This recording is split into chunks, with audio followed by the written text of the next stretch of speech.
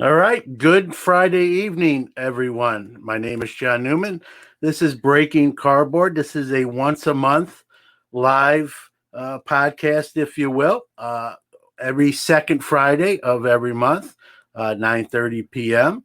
This is the fourth installment of it. Generally, we have a co-host and a couple guests, and we talk about whatever's going on in the hobby. Obviously, we try to ask questions pertinent to the guests we have on the show, obviously, as well.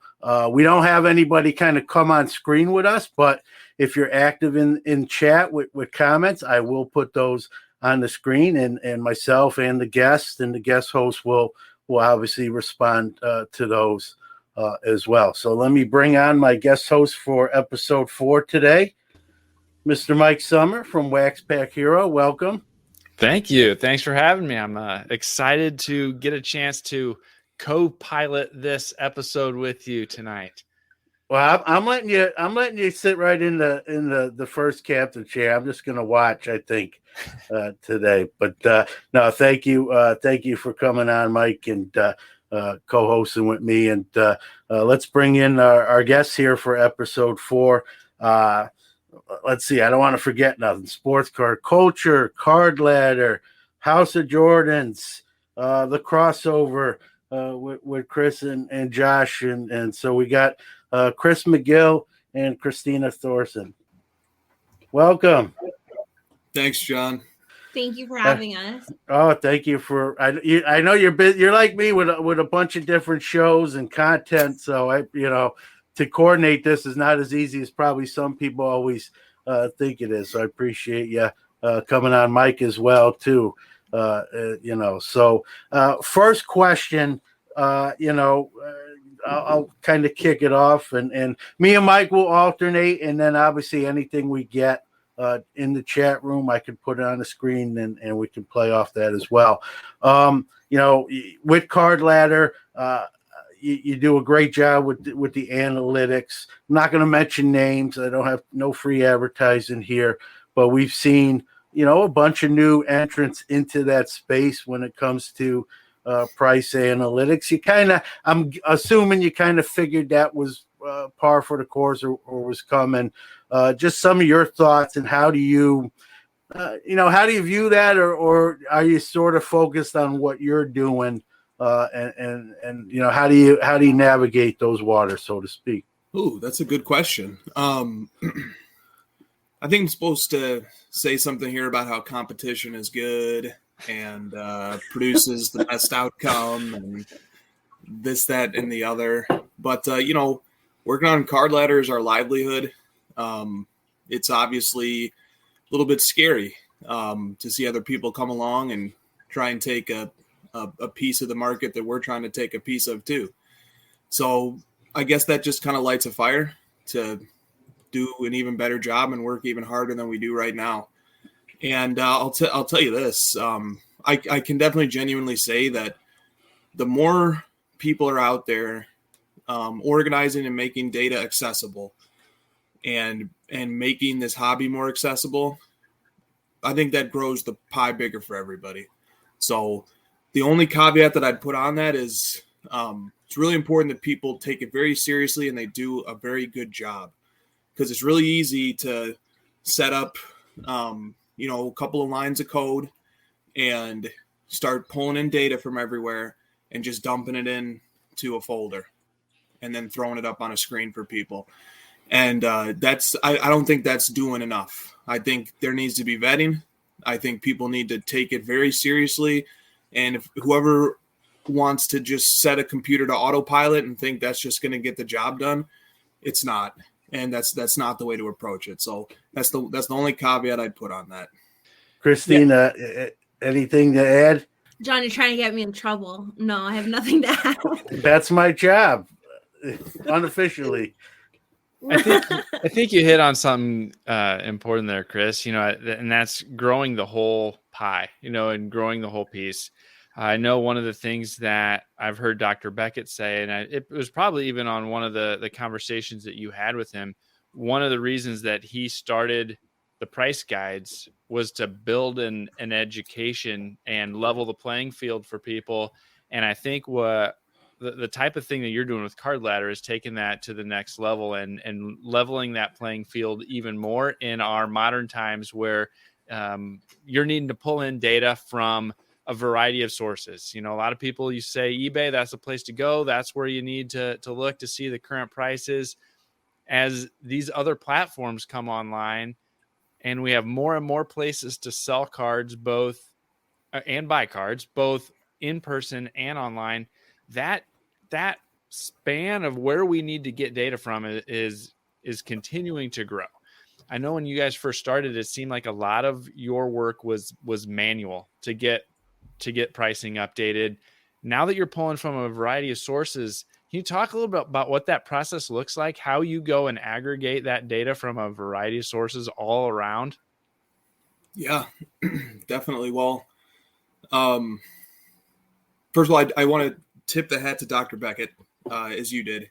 He's the original content creator in my mind, or one of the original content creators. You know, I don't think there's a single person in this hobby I hold in higher esteem than I hold him. So, well said on Dr. Beckett. On the multiple marketplaces front, we pull now from, and I'm not going to, this will not be exhaustive, but eBay, MySlabs, PWCC, Golden. And when I say PWCC, that includes their monthlies as well as their premier, Heritage, SCP, Memory Lane, Leland's, and there's 4 or 5 more Mile High. There's a few more that I'm not thinking of. And, you know, that's in terms of the tech behind that. That's not a question I'm capable of answering. But our developer Josh could probably explain how that works. But yeah, it's extremely important to us that we pull data from every source. And even if, you know, hey, maybe this marketplace isn't as well advertised as another one, or in the case of the PWCC monthlies, maybe some stuff comes in and it sells under market. We still want people to be able to see those data points and to know where they came from. So, Mike, I think you nailed it, that things have changed so much from between 18 months ago to now in terms of the fracturing of marketplaces and all the different ways that people are buying and selling cards now. And, you know, it's important to make sure people have a chance to see all that data, and maybe we can make their lives a little easier. They don't have to go to 15 different websites to see it. They can go to one and get it. What do you think, Kristina? I think that was a little choppy, unfortunately. To me, I don't know if everyone else like caught everything. I don't know if that was just my internet connection or Chris's or what, but yeah, I think that it's pivotal that everyone has as much information and data as they can. I mean, being able to just look at eBay comps is fine, but that shows like a blip on the larger scale of the hobby. And Card Ladder, you know, Chris just named a bunch of auction houses and platforms that we get data from, but we also accept private sales.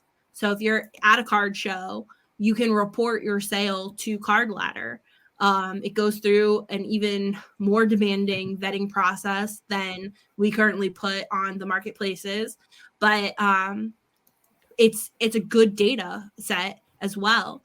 It's important because there's a lot of cash deals that happen in the hobby that set comps, and unless you're connected in those groups, you don't necessarily always know when a Michael Jordan insert that you're searching for sells. But the people in like the Michael Jordan Facebook groups, they've all found out that John paid X amount to buy Mike's, right? So by reporting it to Card Ladder, now we open it up to we level the playing field, like Mike said, so that a newcomer or someone who maybe not isn't as connected gets to know what everyone else who is connected knows. All right, I got a 2-part question for you, but I'm going to probably answer the first part for you. You got to like a host who answers a question for you. But you've taken a little bit of heat, if you will, from a few people about the PWCC thing. Anyone that knows me knows I'm not a huge fan of theirs. But here's the thing. So I'll answer the first part. Everything we have right now is all allegations. They are selling a big part of the hobby. They sell millions of dollars in cards, and they are sales, so that you got to track that stuff. So I kind of answered the first question. You can kind of add on to it, but my second question is, God forbid, I'm not rooting for this, truth be told, but if it hypothetically, using a lot of big words tonight, my wife would be proud. But hypothetically, if something was to come down, charges were filed. That sort of thing, more proof rather than allegations. How, as a pricing analyst, how do you handle a situation like that? We're asking a question that can only really be answered in the future, but how do you think you would handle a situation like that? And any auction house, I'm using PWCC, but in fairness, anything that comes about where it's proven there's been illegal activities that led to maybe higher prices and that sort of thing. It'd be a huge issue. And, it'd be really difficult for anybody in the hobby to be able to put their trust in prices realized from that outlet. So it no matter who it was. That's one of the things that's a real pain point for our business, but it's also one of the places that we add value, is that we see every night phony sales. So to give you an insight into what my night looks like on average, or what it will look like tonight. So we're doing the crossover after this. That'll go from 10 p.m. Central my time until midnight Central my time. And then from midnight until about 4 a.m, I'm going to look at somewhere around 2,000 to 3,000 sales. Every sale of every card in our database, I'm going to look at.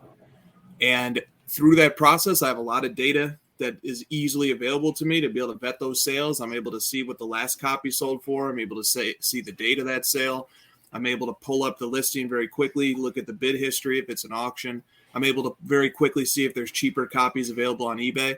And John, without fail, every night, there will be somewhere 10, 20, 30 listings where, maybe it'll be an auction of a card that has 20 copies on eBay for $50,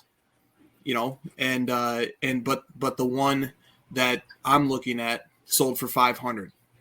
And so I say to myself, how in the world could this card sell for $500 at auction if there's 20 copies on eBay, same grade, same card for $50 each? And so we exclude that data point. And like I said, we do that for around 20 to 30 sales per night. And we publish that list in its entirety. So for the data nerds out there who care to see it, every day on the news feed, you can just click on the daily sales log, I think it's called, and it's going to show you a list of all the excluded sales. So anybody who wants to see the sales that got excluded can go see them. And kind of, if somebody's new to the hobby, it's a great way to kind of look at some of the shenanigans that go on. So you could go look at some of those auctions and see, so this is what incremental shill bidding looks like. Oh, okay. Oh, this is what people mean when they say there's zero feedback bidders bidding on stuff. So it's a very, disappointing aspect of our hobby. Obviously, you don't want to ever shed too much light on it or put too much energy into the negative.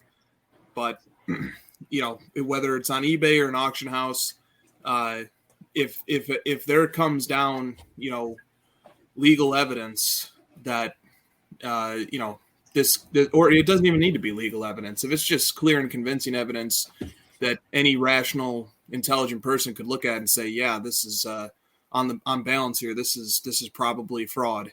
When that happens, it completely casts everything that seller does into a different light. To give an analogy, there was a situation maybe 10 years ago in which a chemist in Boston who worked for a crime lab that chemist had been found to have tampered with evidence.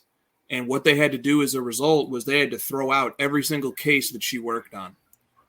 And so I don't know if we would need to do anything that dramatic in that situation, but it certainly casts the entire data set from that entity into a negative light. So I don't want to be melodramatic about it, but it would be a big problem.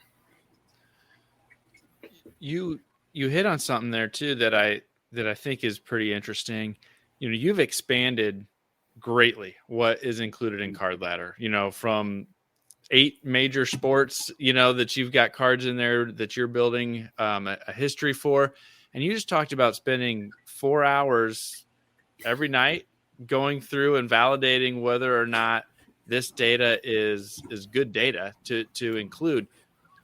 How replicatable is that on into the future as you continue to expand? Are there ways that you're not going to have to manually review those transactions? No, I hope we never move away from the manual review process. You know, Mike, even when we were in Vegas, saw you at the industry summit, and Kristina will attest to this as well. You know, we spent half the day at the summit, and we spent the other half of the day continuing to build out the database at the hotel and then work in the same hours. So that's why we would never even show up until about noon, because we were in the hotel doing the same thing. I mean, we haven't taken a day off in over a year and a half, because the data never takes a day off. But I hope we never move away from the manual vetting process, because I think it's important that at least one person out there is doing it. And so if we have to hire more people when we reach a certain juncture, then we just do. That's not a problem. We'll make that work. But, you know, an interesting tidbit is that our database started at 500 cards in when we had our soft launch, and now we have almost 18,000.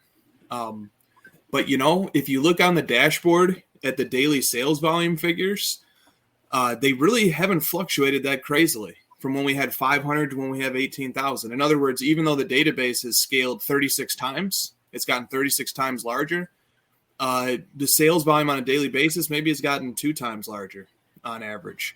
And maybe part of that is just a function of the fact that the first 500 cards we added were the right combination of highly transacted and, you know, fairly expensive, so that we already had the core, and then we were just building peripherally around it. But, you know, another thing that I think is interesting and counterintuitive is that it's almost as if there's like a ceiling or a lid on the amount of money that's going to get transacted online on sports cards on a day-to-day basis. And there's just an upper limit.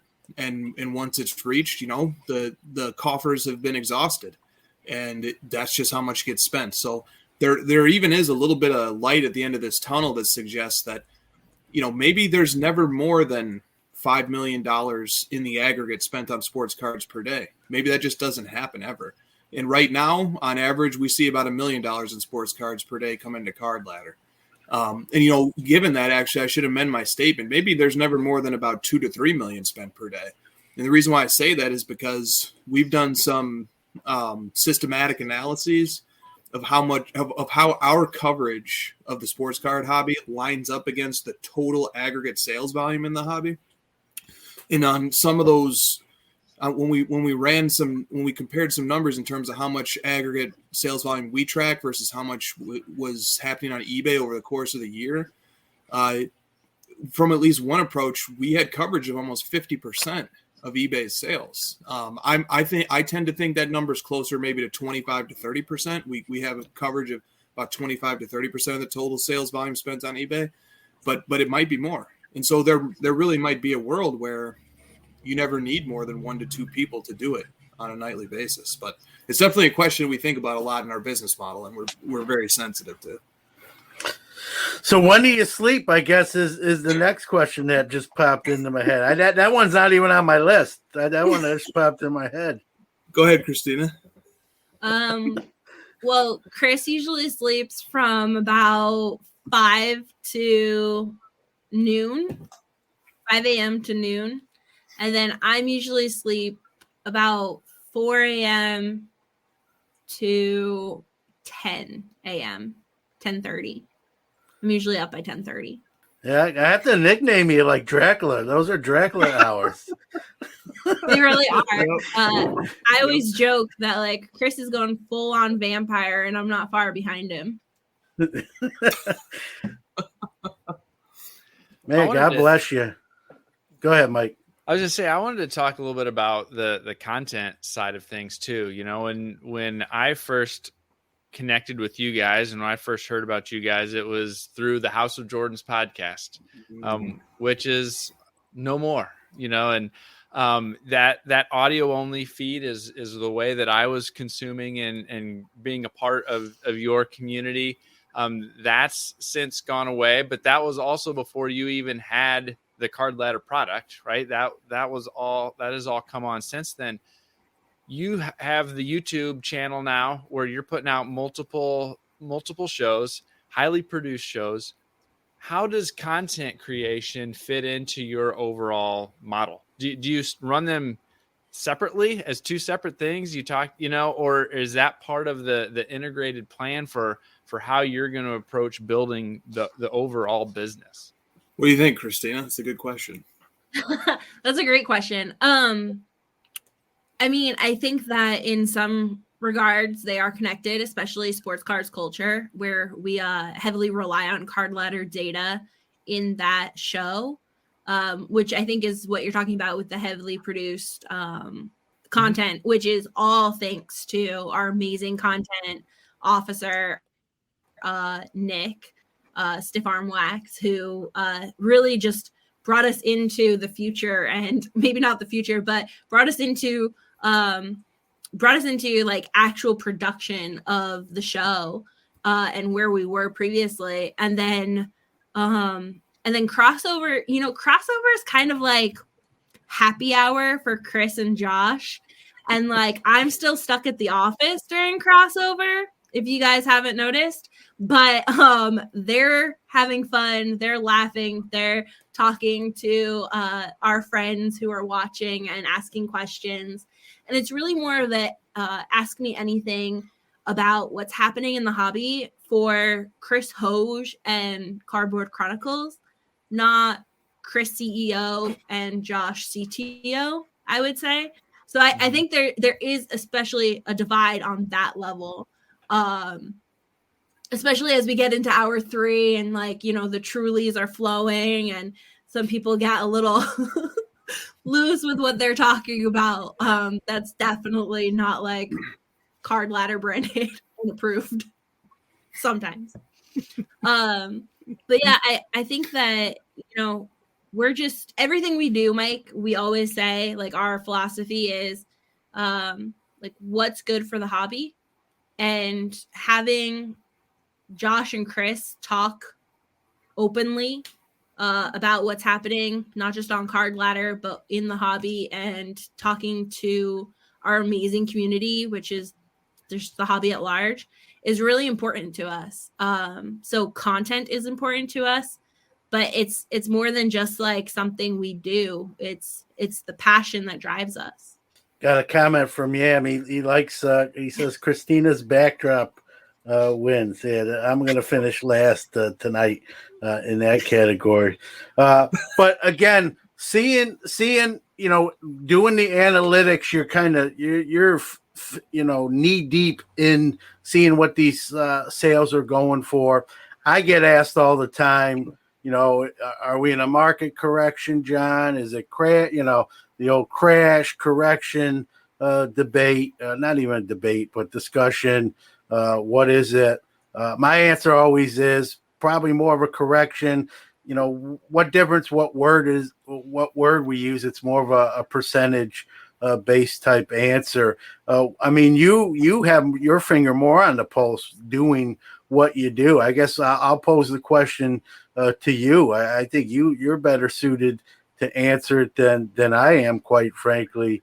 What would you call kind of where we're I mean, the hobby's doing well. I don't think we're debating that, but how would you assess where the market is right now?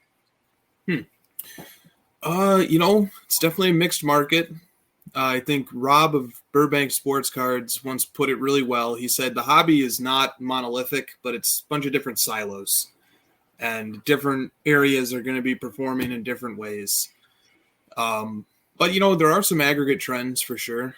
I don't think any card or very few cards have returned to how high they got earlier this year during the mania that we experienced, I think, in late January, February, and March. And then there was a cooling off period. But what I'm encouraged by is notwithstanding individual players who may fluctuate, there's guys like Cole Anthony or Jordan Poole or some of these younger up-and-coming basketball players who have gotten really hot because they've leapfrogged expectations. But on the whole, the industry's kind of, as they say, been trading sideways for about 4 to 6 months. And I like to see that because it tells me that people are buying cards and they're buying cards in a pretty flat market. And hopefully they're buying the cards because they like them and because they're building out collections and because, they found a hobby that they're passionate about and it makes their life better and they enjoy it. And it's intellectually stimulating. It's creative. It's expressive, and they're becoming collectors or they already are collectors and they're building out their collections. So I take a lot of confidence in our market from the fact that it's been pretty much stagnant price wise in the aggregate for the last 4 to 6 months. And, does that mean that it's going to suddenly go up again? Does that mean that it's going to go down again? I have no clue. I wish I knew, right? That would be great, but I have no clue. But I can kind of look backwards and say, it's pretty encouraging to me that people are still, in the aggregate dumping millions of dollars into their sports card collections every day, even as prices are pretty stable. Good. That's a good sign. I think there's a lot of quote unquote asset classes that would be in a bad spot if they weren't showing positive growth month after month after month. But the hobby's a little different. The main attraction of the hobby to me is everything about the experience. It's about the community. It's about your friends that you make. It's about consuming and enjoying content. It's about enhancing fandom of sports. It's about assembling a collection. And, whether or not any card I own ever makes money or not, that's not the focal point for me. The reason why I've always loved the hobby is escapism. The hobby is something that literally makes my life better every day. When I wake up and I'm checking eBay and my saved searches, or I'm going into my group chats on Instagram, or I'm looking at social media, or any of those types of things, I really just enjoy it. It's an escape. It's a release. And I think that's the real value in this hobby. It as much as it's interesting and captivating to me and to many others to follow price movements and price trajectories, and it is. It's interesting academically. It's exciting. It's really it's engaging, but that's not the heart of this hobby. The heart of the hobby is all those other things I mentioned. You talked about building a collection. How have your collections been progressing, over this last couple of years as you launched Card Ladder and the time that it takes to do that? How's that impacted the Jordan and the Luka collections? We can't afford Jordan and Luka. That's why it was kind of appropriate for the House of Jordans to go on a hiatus. I've moved on to this guy. I just got this in the mail today. This is a 2018 Obsidian Christian McCaffrey 1 of 1. I picked this up for $145 on eBay last week. That's more my range. And I've found a new sport and a new player to collect as the market's been down. I know Kristina has. Not as the market's been down, but as the market's been up, and it's been we've had to adjust to that. But I've had a great time adjusting to it and transitioning to new players to collect the new sports. And I know Kristina has a PC as well, so maybe you could talk about that one, Kristina. My side PC. So my side PC is Maxi Kleber from the Dallas Mavs. So drafted in 2017, little known, not in a lot of product. So it's been really fun chasing his rookie cards because he's right now, like at best, a sixth man on the Mavs' bench. So it's been difficult, but it's also been really rewarding when you find those cards. So it's been really fun, and that's how, I'm collecting these days. Because like Chris said, I've been priced out of Luca. But don't be modest. You have maybe the best Maxi Kleber collection in the world. Yeah, and I compete with just his mom for it. But I think there's something fun about that, and I think that's one of the things that I've heard you both talk about that, and the new pivoted focus of your collections. And I think that's one of the reasons I wanted to talk about it a little bit, because so many people get locked into one way of thinking about their collection or the hobby. But one of the great things about it is that we've got a range of sports, a range of players, 100 years of history, whatever it might be. And it's okay to pivot. It's okay to shift gears and change things up a little bit, keep things fresh.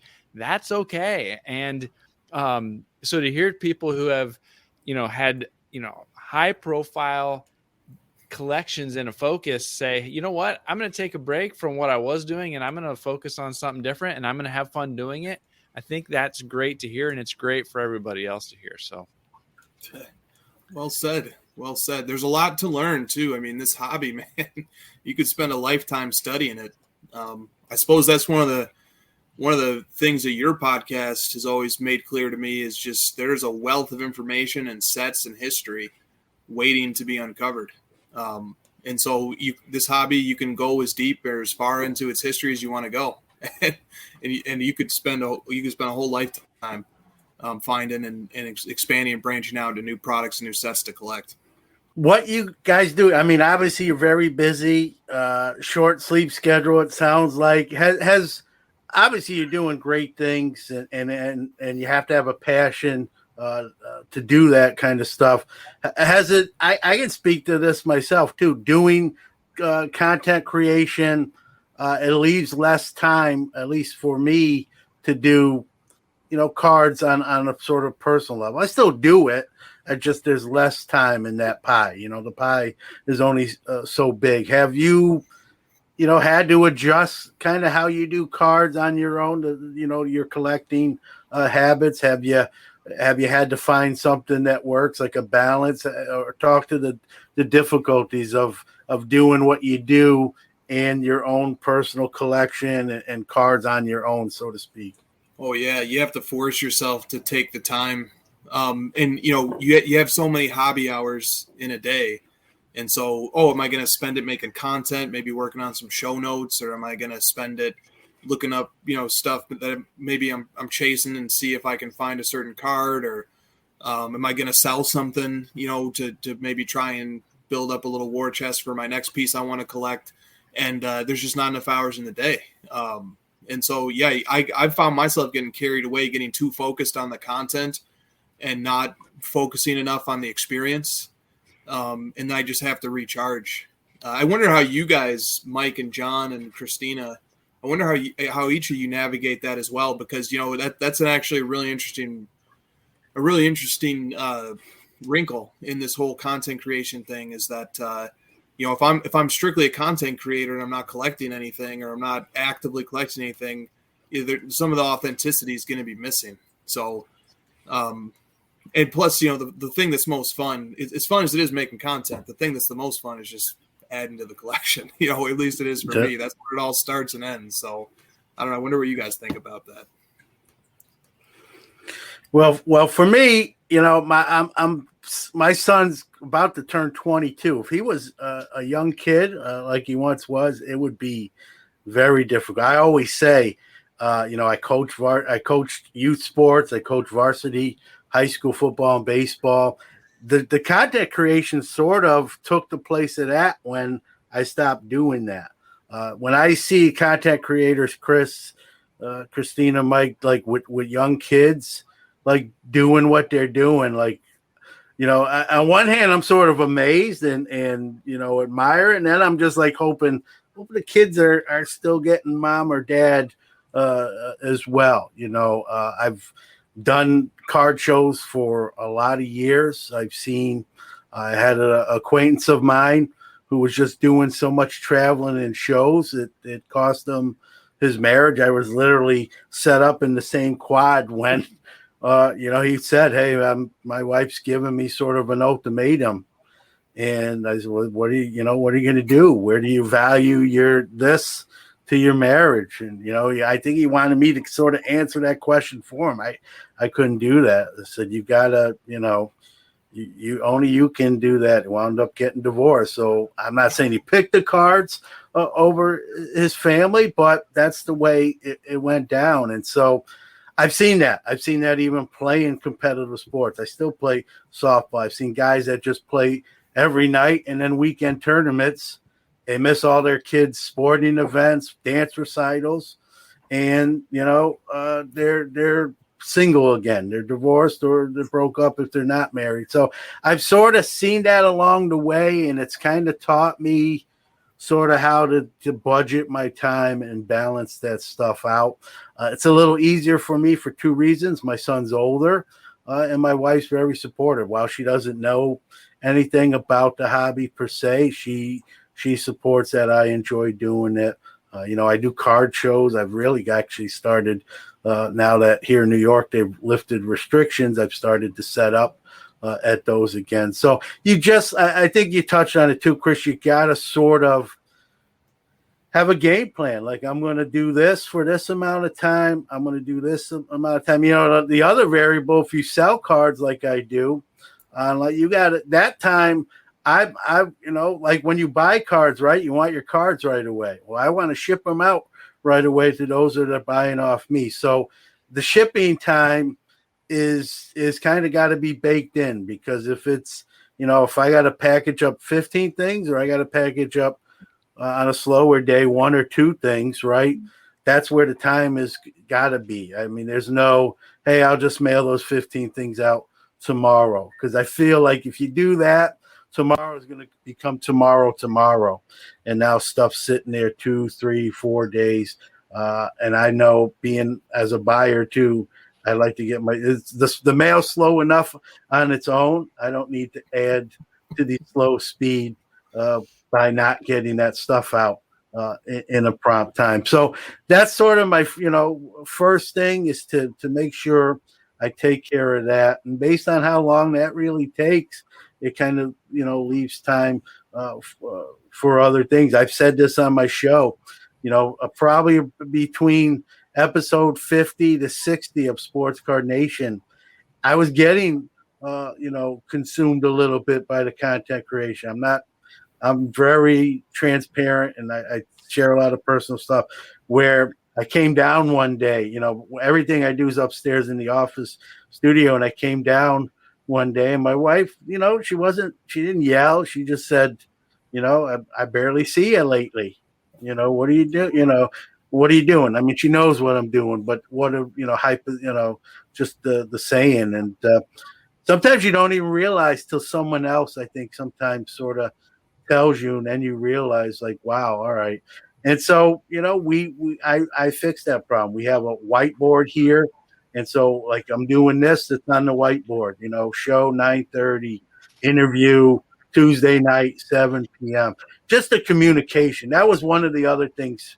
I don't know I think she was more disappointed that I didn't sort of communicate, hey, I got this going on today or Wednesday or next week, and so we got that whiteboard, and I mean, everything goes on there.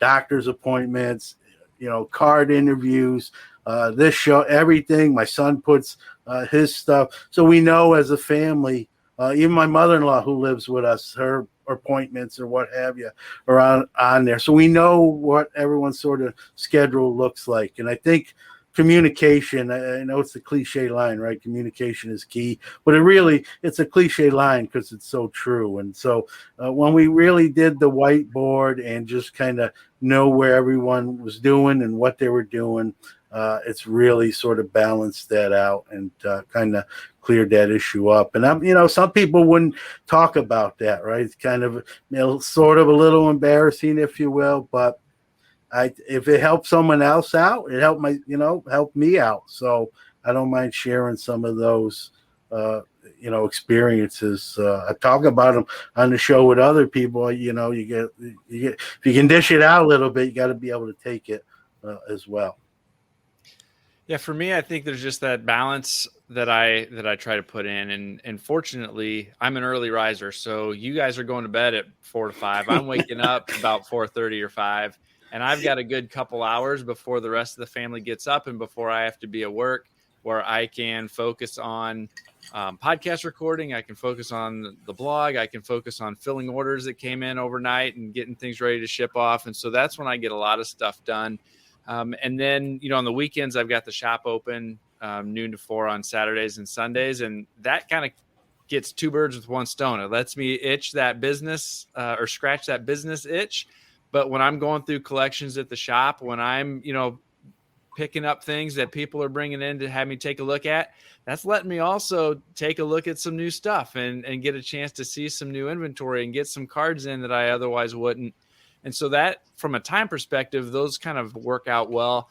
From a financial perspective, I always talk about creating a self-sustaining hobby, right? And so that's probably, especially now trying to run the LCS or having that shop open a couple days a week too, balancing not keeping all of these things that are coming in, but knowing that some of this I've got to be able to resell so that I can make some of that profit to be able to then pick up things. And so I've kind of had a pretty focused where I set aside a little bit of what I'm making each month from the shop and from my online sales to be able to put towards a PC item or a few PC items. And so that over time, I'm a patient person. And so I don't have to have it all right now. And so over time, that's led me gradually add, I got the Jordan rookie earlier this year and was able to put one of those away, and a Dr. J rookie, several months later was able to add one of those at the National. Walter Payton rookie, kind of, I've been slowly but surely being able to check off some of these PC cards that I've wanted for a long time and been able to use the profits along the way to do that while still having enough to be able to put back into fresh inventory for the shows in the shop and online. So patience, I think, is the key for that kind of stuff. Mike mentions a mistake I made back in my store days from 92 to 97, like getting attached to cards and not putting them out in that showcase. And, I learned, you got to learn by trial and error. I learned, even though I don't have the LCS anymore, just doing the shows and online sales, I just don't get attached. You obviously have cards that are your PC. You're not going to list them on a platform for sale. But I've learned not to do that as much as I did when I had the store. And, we don't have time, but I can give you even specific examples, but I won't. So that's important point. Mike's probably doing a better job at it than I did for about 5 or 6 years during my store days. And if I ever did a store again, I would know better. But I wish I knew better. Hindsight's 20/20. I wish I knew better then. The store did well, but it was just a mistake I made. Well, hey, it is November 12th. We just had our first snowfall in Central Illinois here. Tell me about what it's like being in Illinois now instead of Texas here as we get ready to move into the winter. We had a little snow today as well. This is Christina's topic, the winter time. Well, we were in Los Angeles, not Texas. We get that a lot, though. So I thought you were in Texas for some reason. A lot of people have thought we were in Texas. I don't know why, but we were in Los Angeles. So Christopher was in school. So I love it. I love the seasons. I grew up in Connecticut, and spent my childhood going back and forth between Connecticut and Los Angeles, and nothing to me beats like the seasons changing. So I'm totally enjoying it. I freaked out today when I went upstairs after a call to grab some lunch and it was snowing. Like I took a video, like I was so happy. like so happy. Like it made my day. And then, like grabbed my lunch and went back downstairs with a smile on my face. So I'm enjoying it immensely. I know Christopher's not really a big fan of snow and cold, but he puts up with it. Not against it, Yeah. Wait, you could be in Syracuse where we get some of the bigger inches totals in the U.S. And I like it. I'm not going to be as every year I'm like, I hope we get a mild winter. I hope we get a mild winter because me and my son have to shovel. And this year I'm not saying that as much because I changed career. So I'm a teacher's assistant. So if we get snow days, I get to stay home and get paid just the same. So bring on the snow, as they say. But like Kristina, I like the 4 seasons too. I sometimes I like my winters, all joking aside, a little mild too. And I like my job, so I like to go in too. But if we get an occasional snow day, I won't cry too much. Not too many though, because too many and you have to make them up at the end of the year. Yeah, it's true. Good point. Yep, that is correct. Here's a good question here, a little off topic, but I like off topic questions. It says, do you guys have any hobbies besides sports cards? If so, what else? We can go we'll start with Kristina. What do you like to do besides cards, as much as we like those?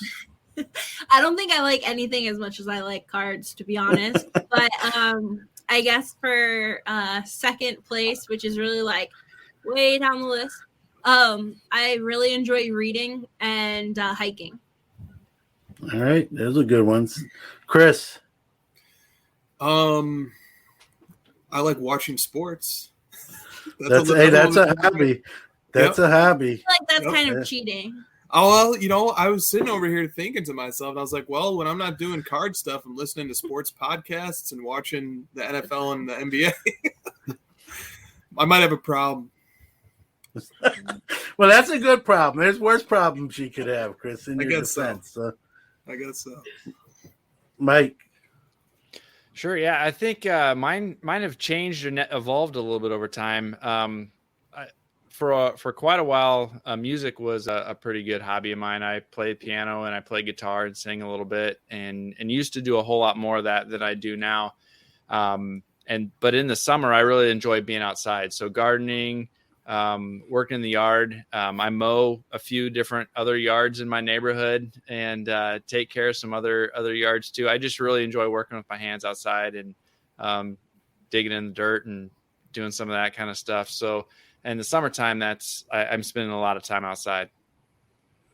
Yeah, important stuff.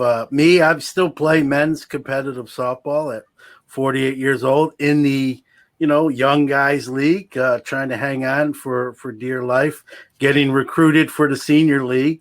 That's closer than I'd like to admit. So I'll move up or down, depending on how you look at that, to that league here, probably in the next couple years. I've played that since high school ball ended. I went right into softball. So 30 years of that, and very competitive, and used to travel with that as well for tournaments. And then I like to fly drones. Sometimes I'll post those videos every so often on actually the hobby, the card hobby, social media sometimes. It's kind of fun to fly them, and gotten a couple new ones as I kind of get better at it. And it's fun, and you get some great shots. And that's kind of what I like to do. And like Mike says, I like to go outdoors, even if that's on the deck with a cigar and some Crown Royal and just relax and kind of collect your thoughts as well. Nothing wrong with that. And watch my wife mow the lawn on the riding lawnmower. And before you get mad at me, everybody, like, well, you should be doing that. She won't let. I would love to do that while smoking a cigar and drinking the beer. She won't let me. So I used to do it at my mother-in-law's house, which was a big farmhouse, and it was an old tractor, and it died while I was driving it. And so the rumor is I did it. I killed the riding lawnmower, so she won't let us ride ours, which is actually a fairly new John Deere. It's only a few years old, but my neighbor said came over to me one day and said, John, why is Sharon mowing the lawn? You should be doing that. I'm like, I would love to do it. Ask her why I can't do it. And, she won't let me. So there you go. But I also learned that even though that was a complete accident, I didn't have nothing to do with it. I learned that this is a guy thing. So sorry, Kristina. If you don't want to do something, screw it up. Like, so early on when we were married. I'm trying to think of married. I had to do the laundry, and let's just say the whites came out pink.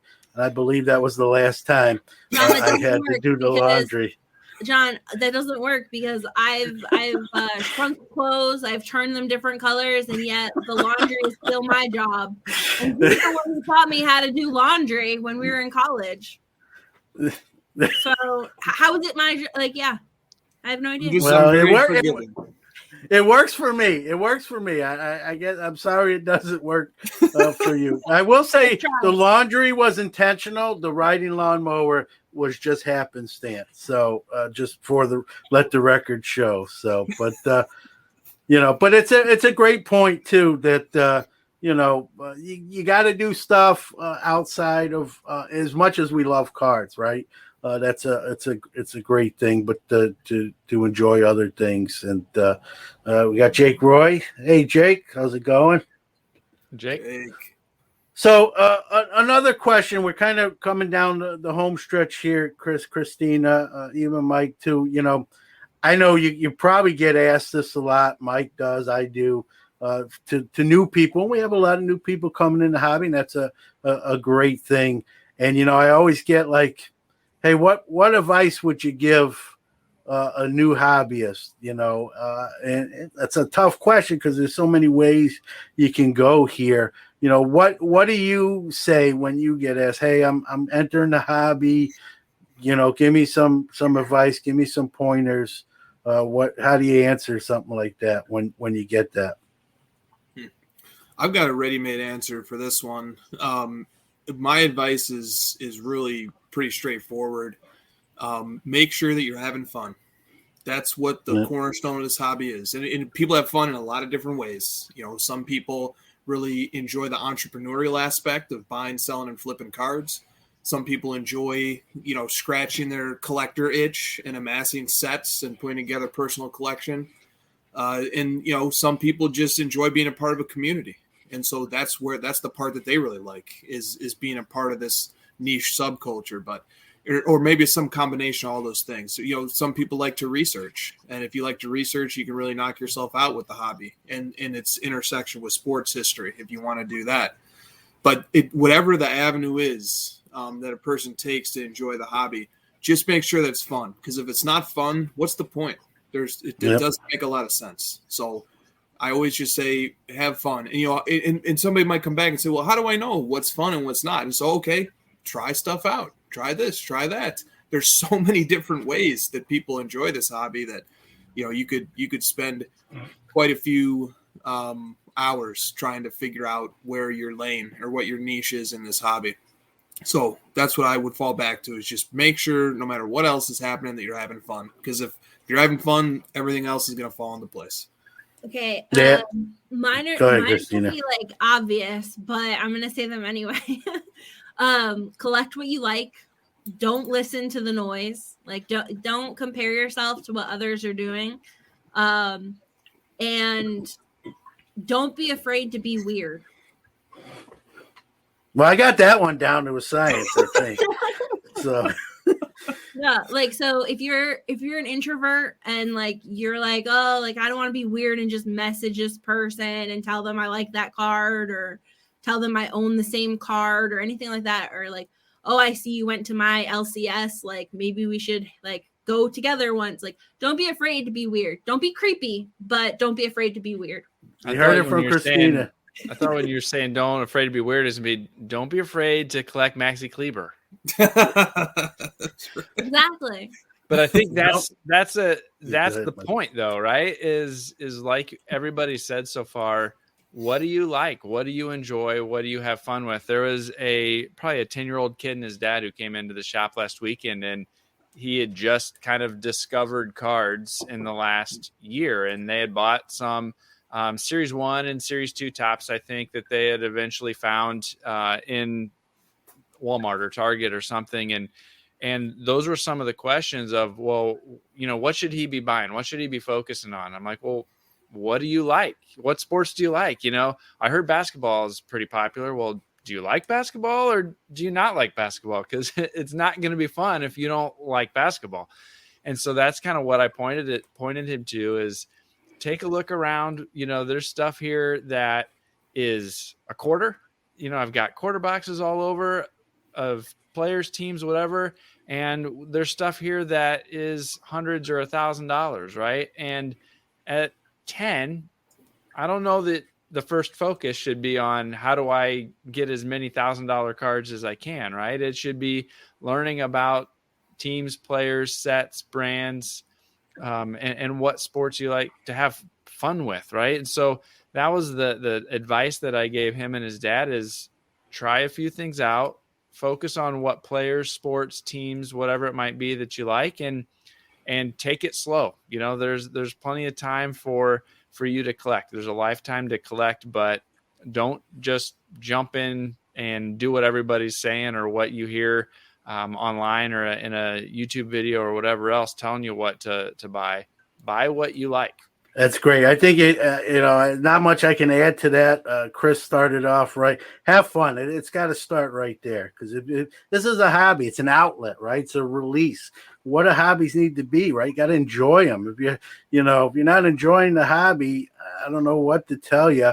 It's great to listen to content as a content creator. I'm not going to tell you otherwise, but at the same time, you have to, do your own research and make your own decision. Just don't blindly follow anything anyone tells you, myself included. That's not me talking about everybody else. That's everybody in the same pool. There's a lot of great information out there, but at the end of the day, it's going to be your decision that you have to make. And like Mike said, make it be something you're going to enjoy.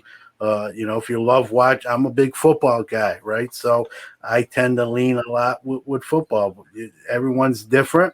We talked about pivoting. You can always change your mind. That's the beauty of the hobby. You're your own boss of your hobby. So if you want to go in a different direction, you can. And the hobby is a great community. If you have questions, there's plenty of people out there that, like Kristina said, don't hesitate to communicate and ask a question or even comment, hey, I collect him too, like she said. And like she also said, don't be a creeper too. Don't do that. So we do have a question here. I'll put it up here. It's from DR. He says, do you think a company will ever try to let people short the values of cards on some kind of shadow platform? I'll just say this. There's all sorts of stuff happening that we don't know about. And not just in the card hobby, but in all facets, Wall Street, corporate, the corporate end of things. I mean, there's just all sorts of things like that goes on that we may never know about or we don't know about at this time. But anyone else want to sort of piggyback off of that? Yeah, I've just got a thought on that because it's not the first time I've heard somebody float the idea of being able to short a position on sports cards. And essentially what they're asking is for the ability to make a bet that the value of cards is going to go down or that make a bet that the value of certain cards is going to go down. And that just hasn't really been part of the philosophy of sports cards, at least ever since it really took on a strong market component over the last few years. Nobody's really been saying, man, I know what card's going to go down. People are saying instead, I think this one's going to go up or this one's going to do really well. But inevitably, there will be a time where people will start thinking that way. I think DR might just be ahead of the curve. And, it would definitely provide a counterbalance to our market if people could profit off of making a bet that a card is going to go down as opposed to going up. And the process of shorting, it's a technical process that involves borrowing a stock and then giving it back. If your bet that the value is going to go down work correctly, So I suppose you could technically try to do that with cards if you were able to find somebody who would be willing to, lend them and take the other side of that bet. So, but it wouldn't be clean, or it would be pretty messy and difficult to pull off. So I could see it happening. But there might actually be some good that could come of a process like that, because like I said, it would provide a counterbalance to our market if you have the ability to make a bet that cards are going to go down, because right now really the only bet you can make is that you have to pick one that's going to go up. So it's an interesting idea. I'm not a fan. That's all I'm going to say. I don't know. I don't really understand all of the technical things behind how to short things. Like, I just know didn't work out well in 2008 with the housing crisis. So not a fan of it coming into my hobby. Thank you. Yeah, I'm a stock guy, so I know how it goes. Like Chris touched on, I think it'd be very difficult to do. All the time you would have to take to do that, you could probably put into something else that would even be more lucrative or productive if it's all about the dollar signs. I think you could make a quicker buck with a little bit less work even. So I don't know. Can it happen? Anything's possible. I think we've learned in the last 3 years in this hobby, you never say never, but it's a lot of moving parts in that. Jake got a comment for Kristina. Don't be creepy. I feel attacked. So. I was trying to be subtle, Jake, but if you read it, everyone else did too. So, yes, I was talking about Jake Roy of 90s B-ball cards when I said, don't be creepy. No, I'm kidding. Just kidding.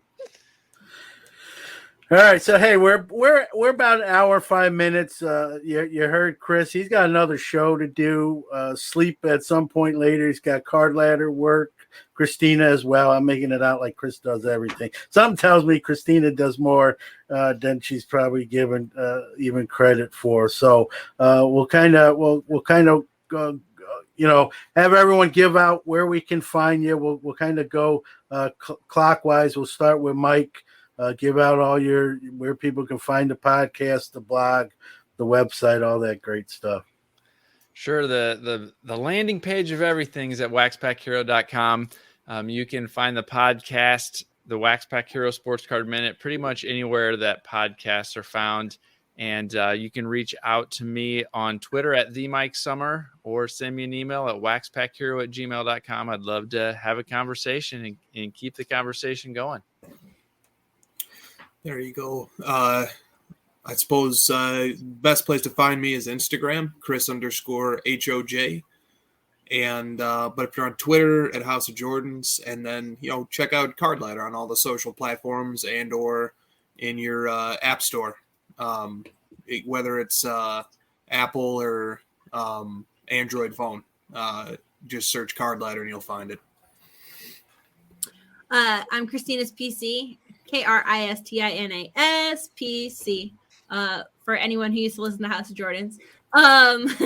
You can find me on Instagram, Twitter, and pretty much if you leave a feedback on Card Ladder, I'm the person who responds. So you have a direct connect right there. And Jake had one more question. He says, who gets more than 5 hours of sleep, Chris or Kristina?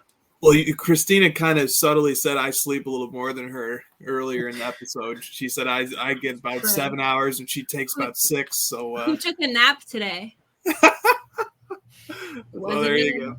I love naps. Don't. We could do a whole nother hour just on me talking about naps. We're not going to do it, but when you get old like me, naps are like one of the 5 food groups. You got to have something from it, right? So I love my Saturday nap when I can get it. So, but Mike, Chris, Kristina, thank you. Continued success all around as well. Remember, the hobby's the people, and also remember, don't be a creeper. Thanks, John. Thanks, Mike. Thank you guys so much.